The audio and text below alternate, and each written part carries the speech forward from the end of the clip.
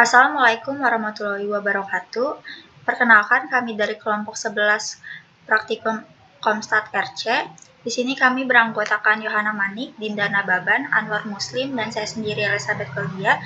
Di sini kami akan menjelaskan hasil dari praktikum minggu pertama kami yang akan menjelaskan tentang pengenalan objek dalam R. Di sini kita mulai dengan arti dulu dari apa sih itu R. R itu sebuah program komputasi statistik dan grafis yang sudah dikenal sebagai salah satu powerful software untuk menganalisis data dan data science. Nah, di sini itu boleh ke bawah sedikit. Nah, di sini tuh yang biasa dipakai simbol atau operasi yang pada R itu ada plus atau addition, ada kurang, lalu ada lambang bintang, ini itu untuk perkalian, lalu ada garis miring, ini untuk pembagian, lalu ada tanda kutip, itu untuk operasi pemangkatan, dan ada persen itu untuk mencari sisa pembagian, dan persen garis miring persen itu untuk mencari bilangan bulat hasil pembagian saja. Lalu di sini kita akan menjelaskan bagaimana cara penulisan objek dalam R. Nah, R itu agak sedikit sensitif, jadi ada perbedaan itu dia bisa mengakibatkan error. Nah, di sini ada ketentuan penulisan objek dalam R. Yang pertama kita bisa menggunakan huruf kapital dan juga bisa menggunakan huruf kecil. Lalu di sini case sensitif, maksudnya itu komputasi yang berawalan K kapital dan komputasi yang diawali dengan K kecil itu memiliki arti yang berbeda. Lalu tidak dapat menggunakan spasi, tab atau karakter khusus, tapi untuk penggantinya kita bisa menggunakan lambang underscore. Lalu kita dapat menambahkan karakter numerik, yaitu angka 0 sampai 9, titik ataupun garis bawah. Lalu yang kelima adalah karakter pertama tidak boleh numerik. Nah, di sini ada contoh penggunaannya. Kalau kita mau mendefinisikan sebuah objek, kita bisa misalnya kita tulis A, lalu ditunjuk dengan kurang dari min, itu tuh sebagai penunjuk aja 1. Jadi A besar itu berartikan 1 dan A kecil itu berarti 4. Nah, kita bisa dilihat di sini ya, teman-teman. Lanjut, kita mau bahas tentang struktur dalam R itu ada apa aja. Di sini saya akan menjelaskan vektor. Nah, vektor itu tuh dia bersifatnya satu dimensi, jadi dia hanya panjang, biasanya hanya satu baris. Di sini kita buat contohnya itu nama objeknya adalah data 1 yang berisikan data-data ada 1, 2, 3, 4. Nah, untuk penulisan vektor sendiri harus jika dia dalam bentuk numerik, dia ditambahkan C untuk menambahkan ke dalam data tersebut. Lalu di sini kita ada contoh data 2, yaitu matahari, bulan, dan bintang. Lalu juga data 4 itu untuk mencontohkan tanggal, dan data 3 itu seperti menanyakan apakah 5 lebih besar dari 2, dan jawabannya true, jadi benar. Lalu di sini kita bisa mengecek kelas dalam vektor. Caranya bisa kita buat dulu variabelnya. Di sini cek 1 sama dengan kelas. Kelas itu untuk mengecek kelas itu apa? Kelas dalam kurung nama variabel yang akan kita cek. Di sini kita ngecek untuk data 1 dan hasilnya adalah numerik. Begitupun selanjutnya. Nah, di sini juga di dalam vektor itu ada fungsi khususnya. Di sini kita contohin untuk yang titik 2. Titik 2 itu berarti kita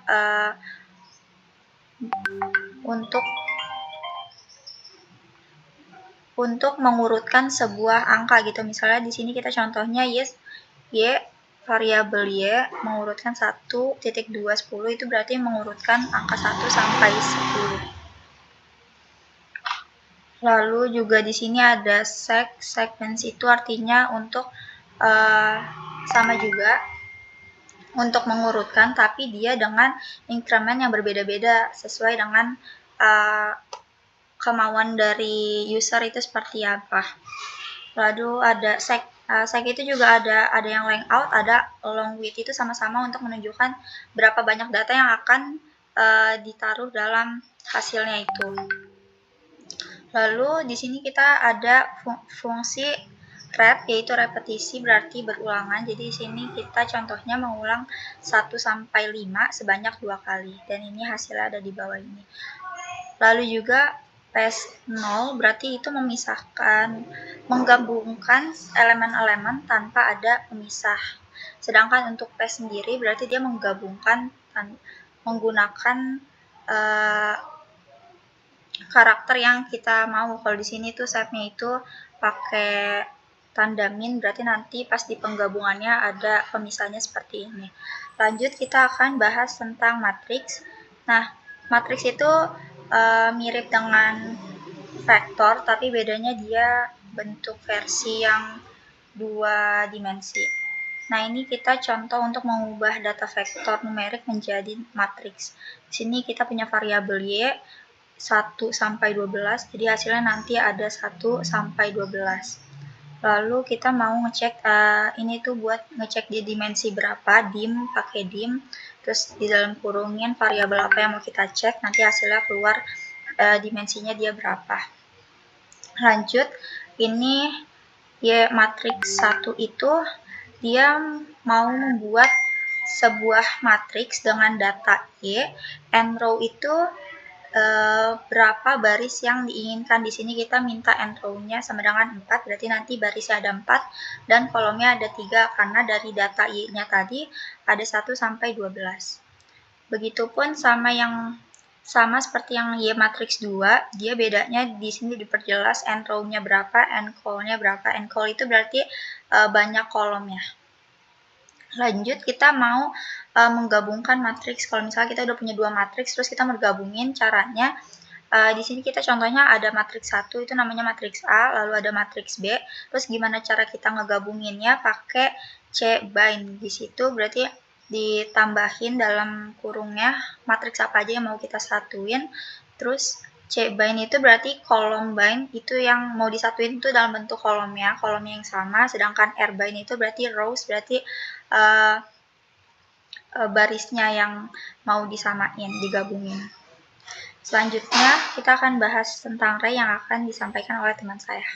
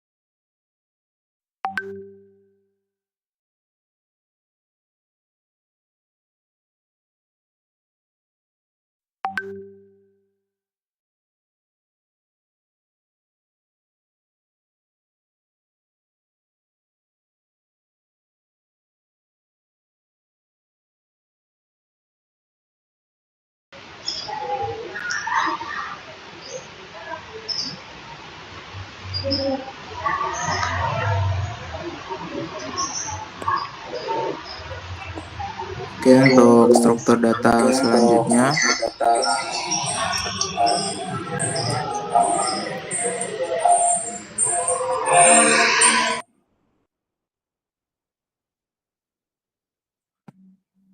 oke, untuk struktur data selanjutnya ada struktur data array.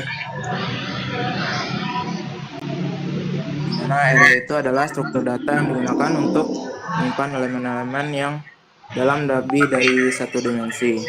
Contohnya di sini ada array data 1 sampai 24 dengan dimensi 432. Ini berarti dimensinya ada 4 baris, 3 kolom, dan 2 perulangan. Di bawahnya ada cara kita mengambil elemen dari array. bawah. Scroll. Nah, di situ ada myArray 231, berarti baris kedua, kolom ketiga, dan perulangan ke-1 dari yang array tadi. Berarti elemennya adalah 10.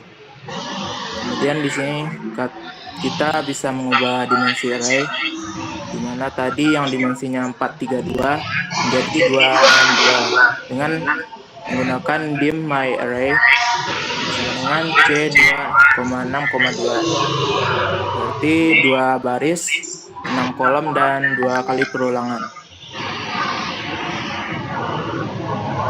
Kemudian di array kita juga bisa mengakses elemen di baris kedua, kolom ketiga, lapisan kedua dengan perintah elemen sama dengan myArray 2,3,1.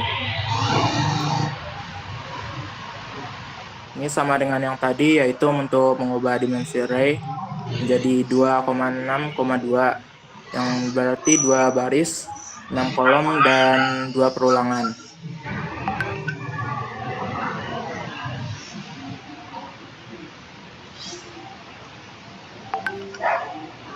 Untuk operasi dalam array, ada operasi untuk menghitung total dari semua array, mana menggunakan fungsi sum myArray.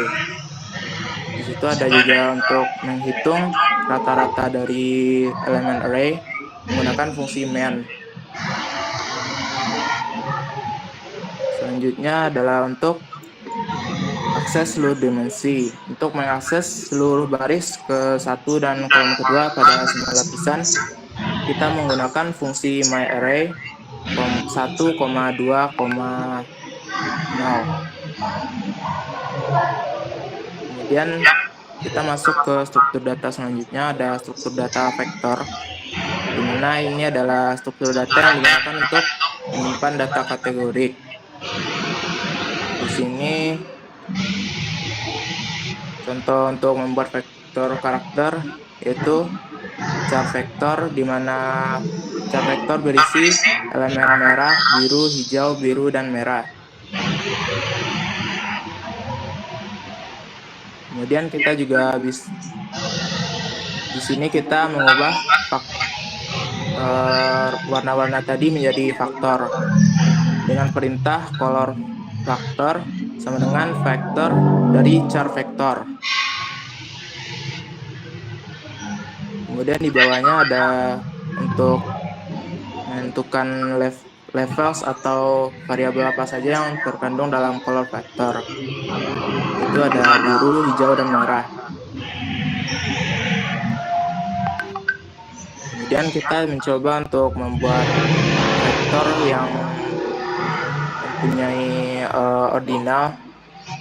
Di situ ada SMA, S1, S2, S1, dan SMA.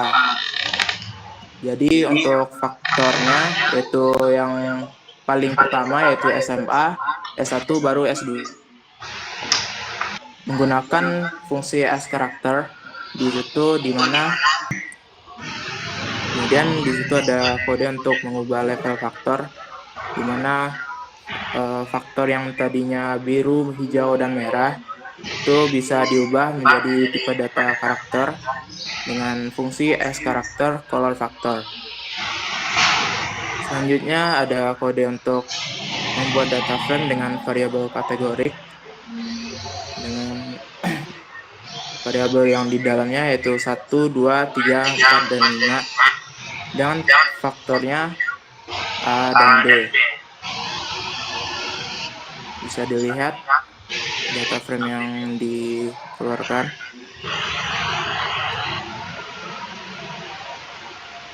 Kemudian kita masuk ke struktur data list.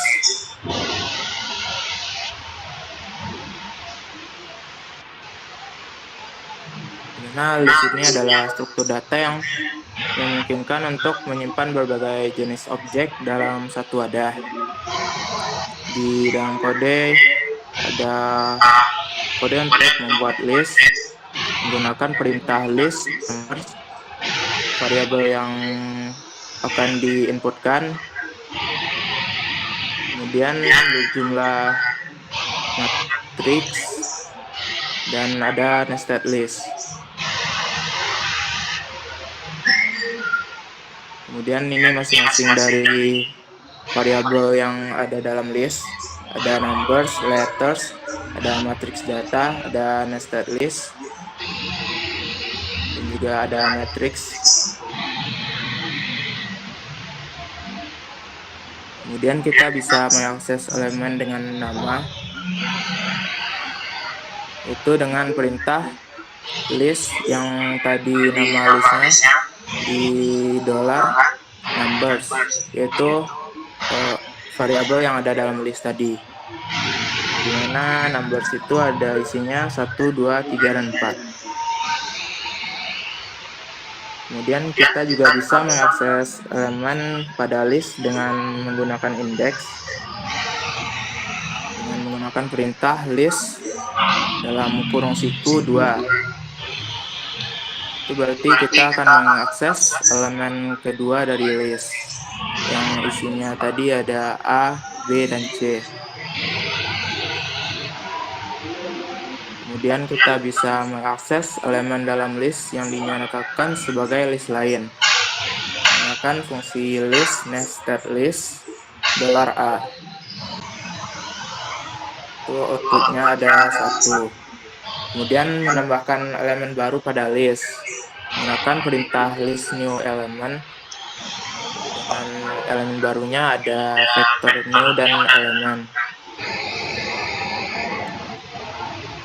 Kemudian kita juga bisa menghapus elemen dari sebuah list menggunakan perintah list new element, dimana new element itu adalah nilainya 0. Kemudian ketika kita panggil si list new element, dia akan menghasilkan output 0.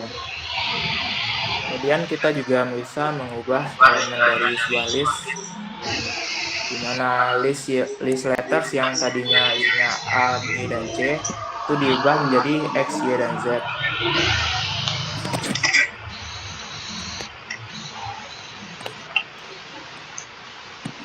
Kemudian kita bisa menyusun data dengan list. Yang pertama, kita bisa membuat data frame-nya dengan menggunakan fungsi data frame. Di data frame 1 berisi nilai 1 sampai 3. Kemudian data frame 2 berisi 4 sampai 6 dan 3 berisi 7 sampai 9.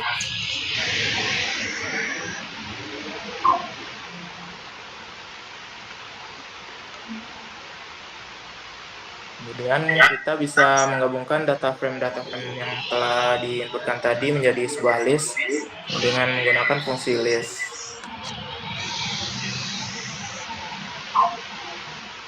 Selanjutnya juga ada kode untuk mengakses dan menggabungkan semua data frame dalam list menggunakan perintah do call arraybind, all data.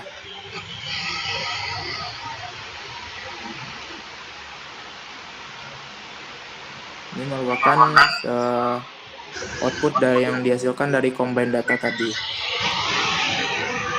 Selanjutnya kita masuk ke tipe struktur data yang terakhir, yaitu data frame, di mana data frame adalah salah satu struktur data yang paling sering digunakan, yang bisa menyimpan dan mengelola data tabular dan dengan ketentuan baris yang diinputkan dalam satu variabel tipe datanya harus sama. Kemudian ini untuk kode untuk membuat data frame menggunakan fungsi data frame, di mana kolom ID berisi nilai 1 sampai 5, kolom name berisi nilai Alice, Bob, Charlie, David, dan Eva. Kemudian ada kolom age yang berisi 25, 30, 35, 40, dan 45. Kemudian ada kolom score yang berisi 88,5, 90, 85,5, dan seterusnya. Kemudian di data frame kita bisa menambahkan kolom baru. Di sini contohnya kita menambahkan kolom status yang berisi elemennya yaitu active, inactive, dan active. Kemudian kita bisa menambahkan baris baru juga dengan perintah new row data frame ID sama dengan 6, berarti kita akan menambahkan di baris yang ke-6 di mana namanya ada Frank, age-nya 50 dan skornya 80 dan statusnya adalah aktif. Kemudian digabungkan dengan perintah airbind data new row.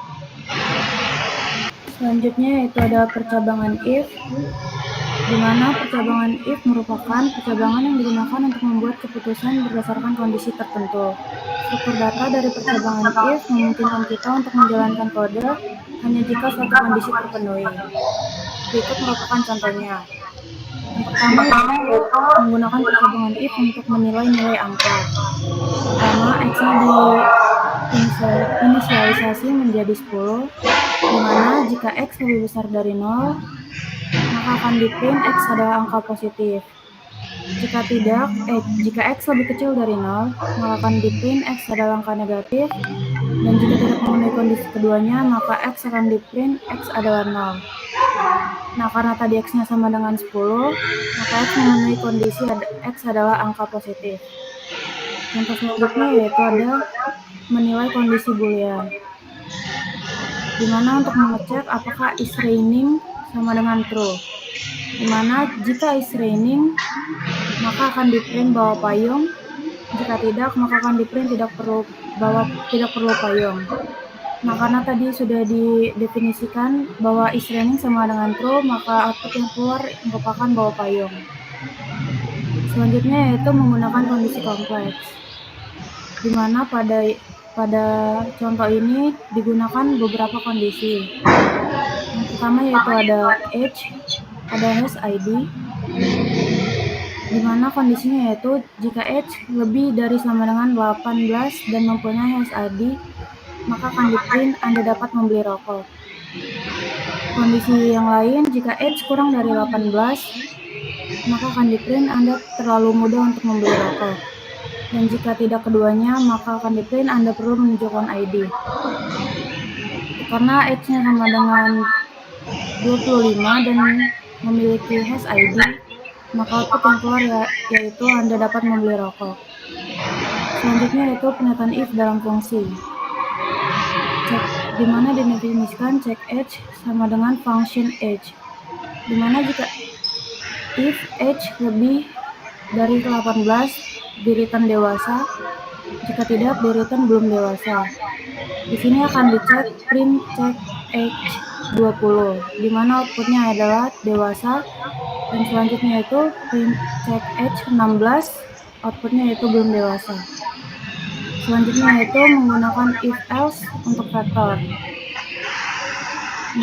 di mana ada vektor numbers 5, 12, 7, 9. Akan dicek kondisinya jika numbers lebih dari 10, maka akan keluar lebih dari 10. Namun jika tidak, maka outputnya akan keluar 10 atau kurang. Di mana vektor tersebut akan dicek satu-satu. 5 merupakan bilangan yang lebih kecil dari 10, maka outputnya 10 atau kurang. 12 merupakan bilangan yang lebih besar dari 10, maka outputnya lebih dari 10, dan seterusnya. Selanjutnya itu ada perulangan. Yang pertama itu kita menggunakan for. For ini dilakukan ketika kita sudah mengetahui untuk elemen-elemen koleksi vektor list seperti vektor, list, dan range, dan kita sudah mengetahui ada berapa kali perulangan. Nah, yang pertama itu kita gunakan untuk iterasi melalui vektor. Pertama diinisialisasi numbersnya C sama dengan 1, C 1, 2, 3, 4, 5. Kemudian for number in numbers dan ngeprint number. Yang keluar adalah 1, 2, 3, 4, 5. Selanjutnya kita untuk iterasi melalui indeks. Nah, di sini kita menginisiasi names adalah Alice, Bob, dan Charlie. Kemudian di sini digunakan for yang mana i in sec along names. Kemudian di situ akan ngeprint paste index i, names. Nah, dia akan ngeprint nama dari names ini berdasarkan sec along itu. Sec along digunakan untuk membuat urutan indeksnya dari berdasarkan i-nya gitu. Kemudian lanjut itu ada menggunakan for untuk menghitung total. Dia menginisiasi totalnya sama dengan 0. Kemudian menggunakan for number in numbers dengan total sama dengan total ditambah numbers. Kemudian dia akan ngeprint total. Numbersnya itu menggunakan yang pertama itu numbersnya C 5, 10, 15, dan 20. Nah, totalnya ini nanti akan ditambahkan 5 tambah 10 ditambah 15 ditambah 20 dan hasilnya adalah 50. Selanjutnya itu kita menggunakan while. While digunakan ketika kita tidak tahu ada berapa kali perulangan atau loop yang harus kita jalankan. Nah, yang digunakan pertama di sini untuk penggunaan sederhananya dengan mencetak angka 1 sampai 5 dengan variabel count diinisiasi yang pertama itu dengan 1.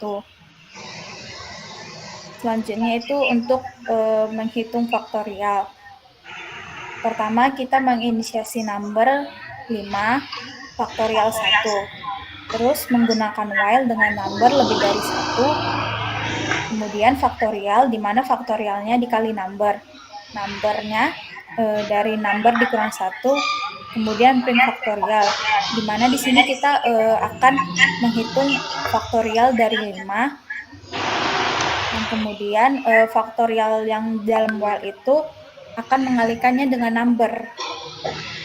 Lalu numbernya akan mengurangi nilai number dengan 1. Dan hasilnya adalah 120.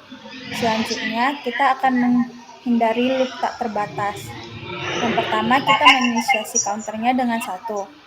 Terus, menggunakan while dengan counter kurang sama dengan 5. Kemudian, ngeprint counter, dan counter, di mana counter ditambah 1. Dan hasilnya adalah 1, 2, 3, 4, dan 5. Selanjutnya itu kita menggunakannya untuk perulangan yang menggunakan break atau untuk menghentikan perulangan lebih awal. Dan kita menginisiasi numbers dengan listnya 1, 2, 3, 4, dan 5. Di sini kita menggunakan for dengan number in numbers. Kita juga di sini menggunakan if dengan number sama dengan 3. Kemudian digunakan break di situ. Terus di print number.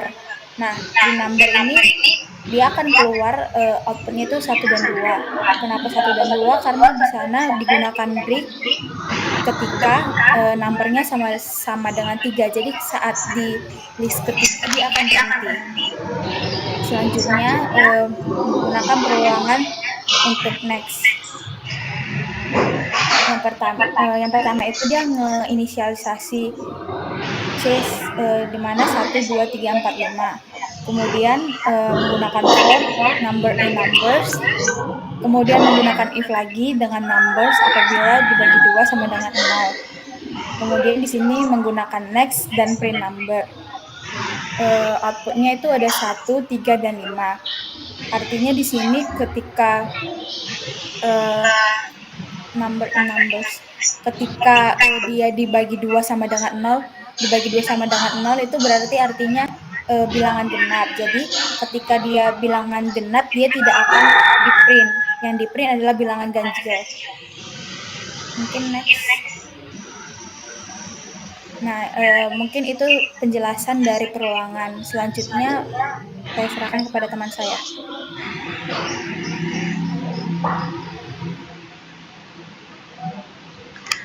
Sekian hasil presentasi kami. Jadi yang dapat saya simpulkan di sini adalah R merupakan salah satu software gratis yang bisa digunakan untuk mengelola data. Nah, cocok untuk kita sebagai mahasiswa data science yang untuk belajar mengelola data. Jadi makanya di sini kita menggunakan RStudio. Lalu di sini di RStudio itu ada beberapa struktur data, yaitu yang kita bahas di sini ada 6. Satu ada vektor, matriks, array, vektor, list, dan data frame. Dari ke-6 struktur data yang sudah dijelaskan oleh beberapa teman saya, di situ tuh kita bisa dapat menyimpan data sesuai dengan keperluan. Lalu juga kita ada mempelajari tentang percabangan if dan if else yang tujuannya untuk mengambil keputusan berdasarkan kondisi tertentu. Lalu ada perulangan, itu untuk fungsinya untuk melakukan sekelompok pernyataan secara beberapa kali sesuai yang diinginkan. Jadi sekian hasil presentasi dari kelompok 11. Untuk kurangnya saya mohon maaf dan mengucapkan terima kasih.